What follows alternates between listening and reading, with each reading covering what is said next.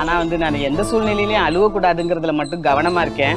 அன்னைக்கு நீங்க வெளியில போங்கன்ட்டார். என்கிட்ட இருக்கிற 2 பை இதெல்லாம் எடுத்து கொடுத்து கிளம்பிக்கங்கன்ட்டார் கடையில இருந்து.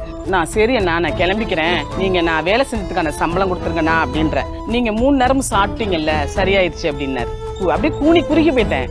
அந்த வாசப்படியில அந்த ஒரு நாள் ஃபுல்லா ரோட்ல தான் தூங்குனேன். நான் வெளியில போகணும்னா எனக்கு ஒரு பஸ்ஸுக்கு போகணும்னா கூட எனக்கு ஒரு 10 ரூபா வேணும். அந்த நேரத்துல என்கிட்ட ஒண்ணுமே இல்லை, கையில காசு இல்லை. நான் வேலை செய்யறேன்னு நினைச்சிட்டு இருக்கேன். அதையும் இவர் இல்லைன்னு சொல்லிட்டாரு. என்னால வேலையும் செய்ய முடியல, என்ன பண்றதுன்னு தெரியல. அந்த 3500 ரூபா சம்பளம் வரும்போது மெழுகுவர்த்தி விற்பேன், அப்பளம், சிப்ஸ், வத்தல் இதெல்லாம் பாக்கெட் பண்ணி கடை கொண்டு போய் சின்ன பாப்பா போட்டுட்டு வருவாங்க. நான் கொஞ்சம் கொஞ்சமா வளர்ந்து வரும்போது ஒரு கடை வாடகைக்கு வந்திருக்கு. எவ்வளவா இருந்தாலும் பரவாயில்ல, கடனை உடனே வாங்கியாவது இந்த கடையை நம்ம நடத்தணும். அந்த கடையை நம்ம ஒரு ஓனரா இருந்து நடத்த போறோம் அப்படிங்கும்போது அதை எடுத்துடலாம் அப்படின்னு முடிவு பண்ணி அந்த கடையை எடுத்து ரொம்ப காலம் கழிச்சு அவரை நான் பார்த்து, நான் வந்து 10 வருஷத்துக்கு முன்னாடி உங்க கடையில பாத்திரம் விளக்குன ஒரு ஆள் ஞாபகம் இருக்கா இல்லையா, 150 ரூபா காசுக்கு நான் உங்கள்கிட்ட கெஞ்சினேன்ல, அதுதான் நான். அந்த அண்ணா